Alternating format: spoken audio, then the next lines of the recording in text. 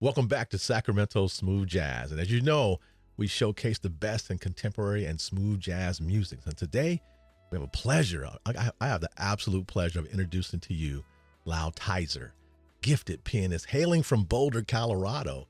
And Lao's unique blend of jazz and classical and jam-oriented music has earned him a devoted following and critical acclaim. So he does have a career spanning a few decades, okay? So he is a master at his craft.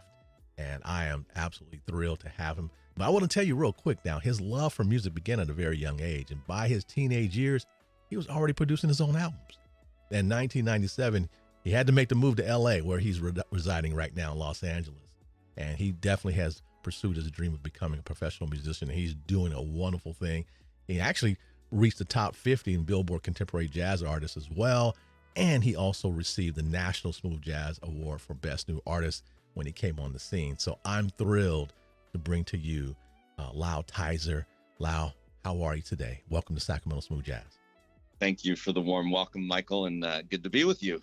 Yeah, man. Thank you so much for taking some time out of your day. And I know that you're a busy man, so we're not going to be long. I know you have a family to tend to, and we have a beautiful 1-year-old as well that you have in your home as well. I know you're busy. Yeah, man. It's as we were talking right before the interview. Yeah, it's a full plate. Our baby girl's name is Katya, and she's amazing, and we're just going through the journey that all parents go through, and enjoying our little one and finding our way forward in maintaining our lives, and for me touring and all that too. So it's definitely been a year of adventure and growth, and I'm excited for the future.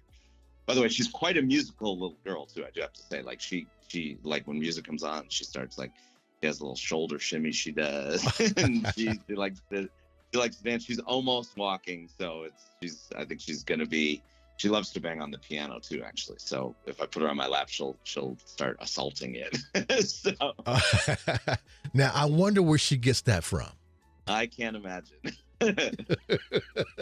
Wow. So I'm looking forward to, I'm sure everybody will look forward to seeing her down the road begin to play herself. And I'm sure you're going to compose some wonderful things for her as well down the road. Already have. Yeah. We just added a tune to the show, which I'll definitely record on the next album. We just played it live for we just added it like 2 weeks ago in Vegas, and then played it one more time since then. So it's like brand new, but it's called Cat's Groove. So her name is spelled Katya. So Kat, right? K-A-T is short for Katya. It's also her initials. So her middle name is Albertina, which is after my mother-in-law. So her full name is Katya Albertina Tizer. So Kat is her initials, also her nickname. So the song is called Cat's Groove. There's a whole story behind it and how I wrote it and whatever. And maybe we'll save that for next time when it's actually recorded and available. So that gives our listeners something to look forward to. And when they see that, they're going to have this recording to go by and be like, oh, wow. Yeah.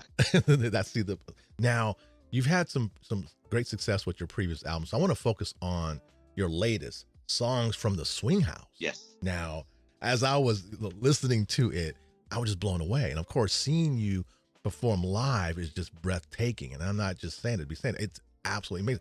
I was talking with another pianist, and he is in the jazz genre. He records as well. And he heard one of your tracks, 16th Heaven. And we were talking on the phone, and this is what he said. He goes, bro, that is not the easiest song to play. He is insane. Lao is insane with that. So he was just really giving you a lot of rave reviews on that. And I like how Chieli Minucci had joked during your live performance, how you're creating a 30-second. Right. So tell me, how did that, let's talk about 16th Heaven for a moment. How did that come to be? What was the motivation, inspiration for that?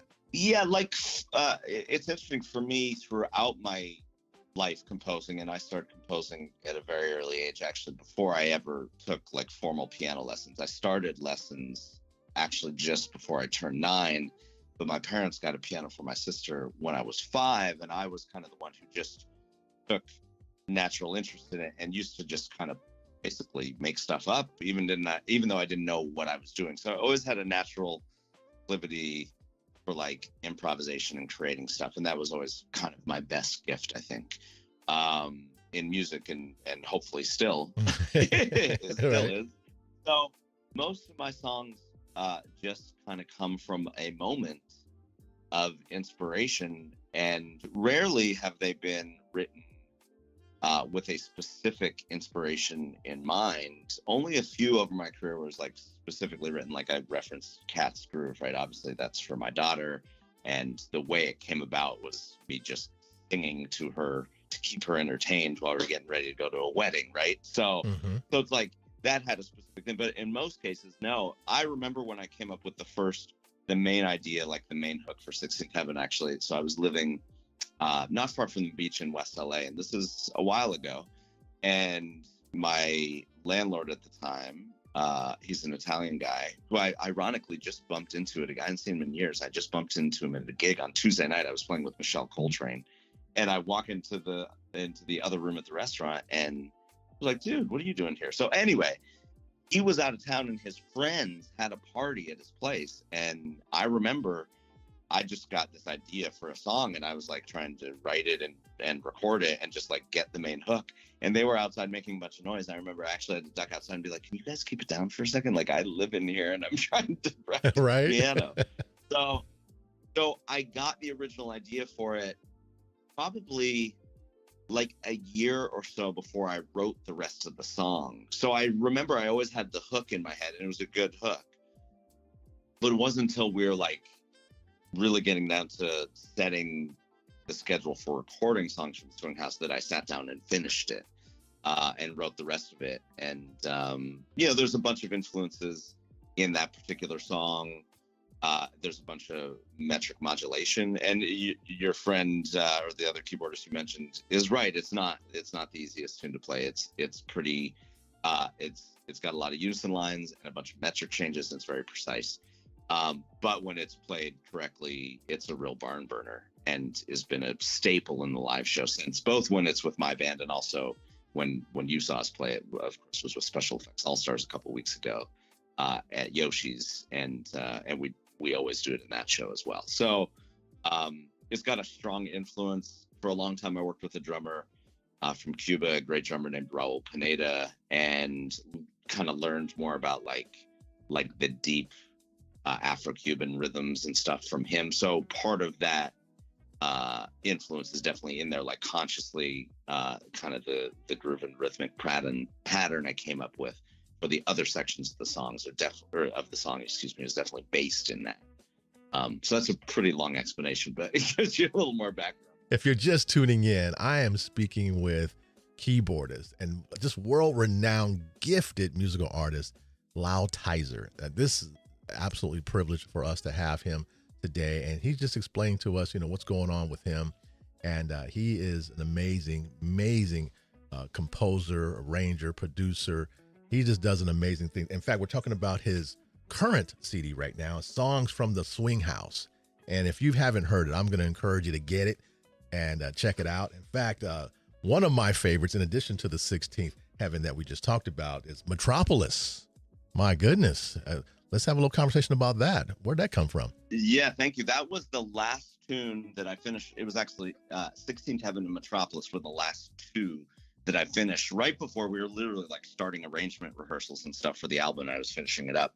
And so the whole project was recorded and filmed all live in the studio simultaneously. No overdubs, nothing. It's 100% live. And that tune, Metropolis, was the one that had the largest configuration of musicians all live. So we had 7 camera operators and 15 musicians all live in the studio. We recorded at a very well-known studio in LA called Conway Studios. And we used literally every input in the entire studio to cover it, because we had a string section, a horn section, and an 8-piece band, the regular band. So for me as a composer and producer and a pianist who, like most pianists, started out my training in classical music, like working with strings live, or even in recording, whatever.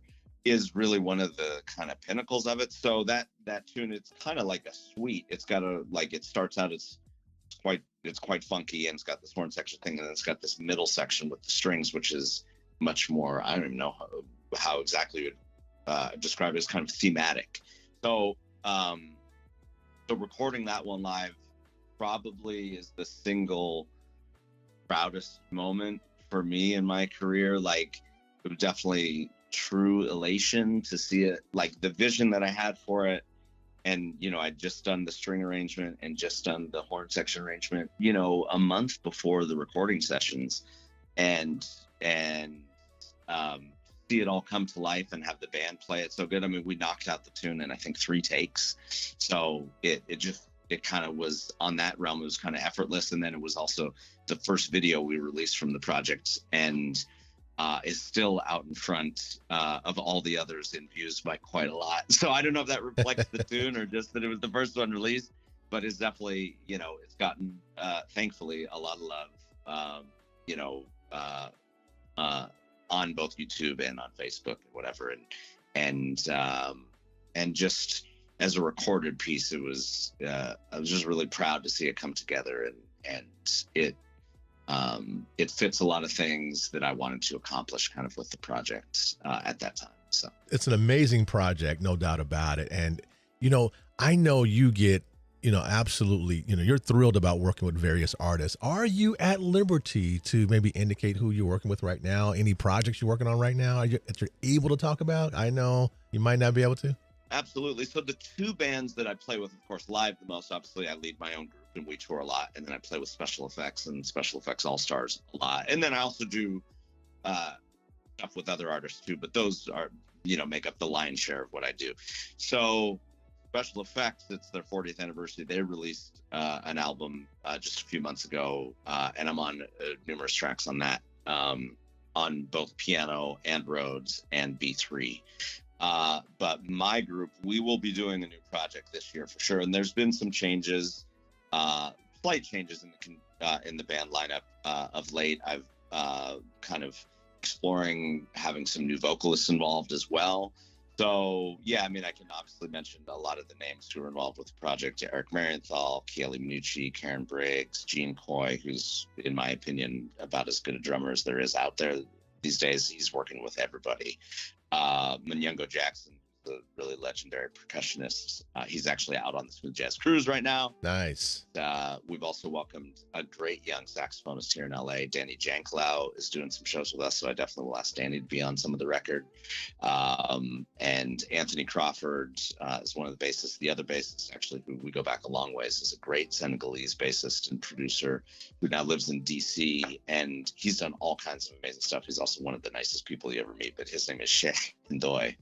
And he has a great record out, a couple great records out in his own name too, which a bunch of the same musicians are on, ironically. So yeah, I'll kind of keep it a little mum on who the vocalist will be, but there's going to be some really cool stuff. For my group, we were always an instrumental group, always 100% original, always instrumental until the last project. It was the first time I ever welcomed a vocalist into the fray, and the first time we ever did cover arrangements. So we also did kind of exploratory and adventurous cover arrangements, especially for a jazz group. So we did a cover of Led Zeppelin, Ramble On. Wow. Okay. Of course, an iconic rock tune, but you don't normally hear jazz groups do that, which is part of the reason why I wanted to do it. I always think if you're going to do a cover, do something that's going to surprise people. Right. And then we did an arrangement of Pride in the Name of Love by U2. And, you know, that's a pretty heavy song. And the whole third verse is about the assassination of Martin Luther King. And when I kind of studied the lyrics, I'm like, well, this is it should be approached in a gospel kind of funk manner when you think of the subject matter, especially wrapping up regarding Dr. King. So I'm really proud of that arrangement. And we actually, whenever we do shows with vocalists, with special effects, we always do that as well. And then we also did an arrangement of a tune by Cat Stevens called Sad Lisa. And, you know, that's music I grew up with. I mean, even though I'm a child of the late 70s, when I was in high school in Boulder, Colorado in the 90s, we were all into the music of the 70s, right? So it was Allman Brothers Cat Stevens, and I of course always grew up. I loved Motown as a kid. Like the Temptations were my favorite band when I was a kid. I wish I still had that LP. I had a couple of them, and stupidly gave them away when I was like 21. Oh no! But yeah, I mean, man, all the Temptations and Four Tops and all that stuff was like really big to me when I was little. So anyway, so we welcomed a vocalist into the group with Songs from the Swing House, and then that inspired me to start writing original vocal tunes. So the new record will be kind of like half instrumental, half vocal, and we've been playing these vocal tunes live for quite a while now, actually. They're real crowd favorites, and I'm really proud of them. I think people will really enjoy them. So I'm excited to actually finally record them and release them. You can see some video of a couple of them on YouTube, but there is no actual like official studio recording yet of them. So I'm excited for that. So that's kind of what's on the slate for this year, on top of dadding and touring and all that. Well, it's going to be a really ambitious project as usual. And I also probably will invite a couple guests in, maybe some younger names who might be unknown to your audience, but who are very known in other realms of music and stuff. So I'm excited. I'm still kind of formulating it as I finish up the music as well. Ladies and gentlemen, if you are just tuning in, we're speaking with Lao Tizer, gifted musician, pianist, just absolutely amazing, who's very passionate, as you can tell, about what he's doing. And I'm telling you, I'm thrilled. It's always great to talk with someone who is passionate about what they're doing. And it's definitely, it's evident that you are busy in this industry and you're doing some wonderful things, So let me ask you this. Where can people find you online? Social media, website? You mentioned YouTube, so where can people find you? The biggest thing is just for people to know the spelling of my name. So my first name is Lao, L-A-O, which is my given name. And my last name is Tizer, T as in Tom, I-Z as in zebra, E-R. So if you go to laotizer.com, you can pretty much link to everything from there. I know we have links to the YouTube channel and other social media. Obviously, we're all over Facebook.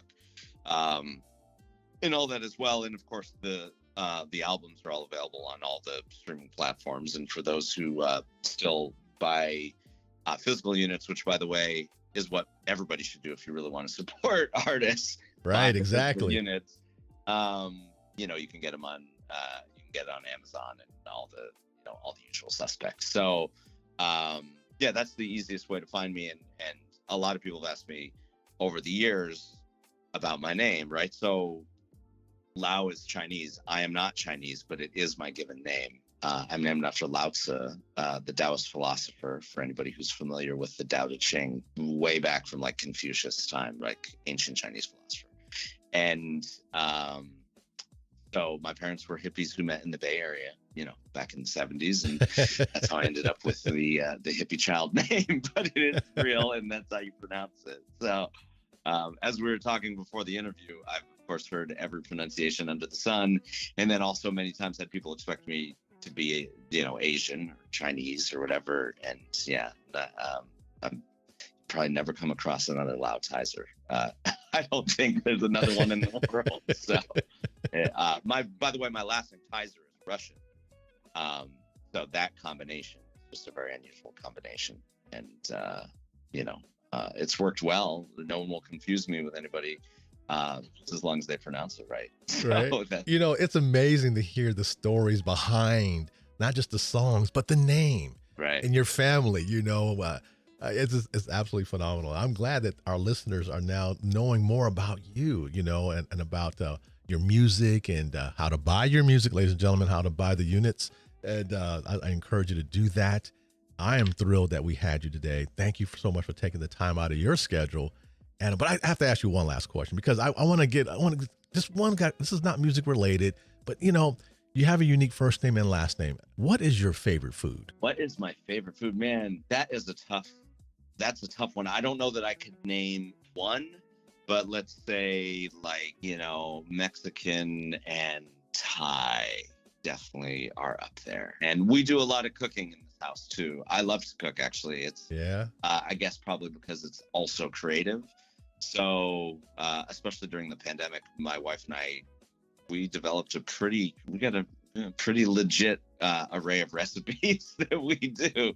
And I really enjoyed it. And she used to actually make videos like on Instagram and stuff during the pandemic, and all our friends like loved following them because they're, you know, it was whatever, she would film the whole process of making dinner and whatever. So I really do enjoy that. And it's like, just like music, it's creative and kind of intuitive for me. And so I guess, you know, we are the beings who we are in many levels and aspects of our lives. And you know, I've always tried to, as that pertains to music, I think the most important thing any artist can do is be the best version of themselves, right? Like there's a gazillion amazing pianists out there, right? Who are technically better or more accomplished or have more chops, as we call it among musicians, right? Or whatever it may be. But nobody can have a better voice of who you are than you. And so I've always been one who, I don't try and sound like anybody. Of course I have influences. Every artist has influences in music that touches us. Many times those are not from other pianists too. I mean, of course there's a long list of pianists who I love and admire, of course. But I think that's really key, especially in music today, because I don't think that's always the case. There's a lot of copycatting that goes on, and a lot of, you know, the intersection of art and commerce is a difficult one. It, you know, it doesn't necessarily always encourage like true artistic expression. So trying to find that and just be who you are, I think, is the most important mission for any artist, especially one who wants to make a creative statement of who they are. And be willing to accept that, you know, if you make, especially in jazz, if you make a creative statement and do deep music, it's a niche genre and not everybody is going to hear it, and maybe not everybody's going to connect to it, but that's okay.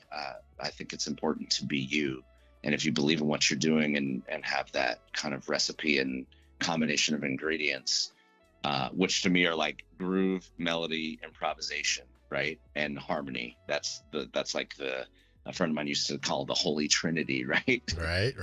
In music, if you do that, then you know, then I think you're carrying forward the baton for artistry, which is important on a much deeper level. You have just opened up a whole nother door, and I like I'm sure I'm not the only one listening to this. Like, wow, he's given us some insight which we can take and apply to our lives. You've shared with us your passion, you shared with us your gift, but also you shared some insight that we can apply to our own lives as well.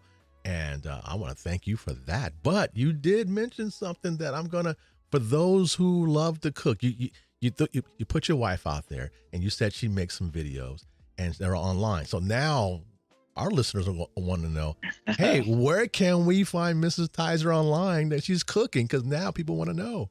Well, so here's the thing in our house. So I've always been an intuitive cook. I learned to cook, like my parents had us cooking when I was 5 years old. And the deal when I was a kid, my sister, I'm the youngest of four, but my oldest sister, who's closest in age to me, is the one who I grew up with the most. She's just under 2 years older.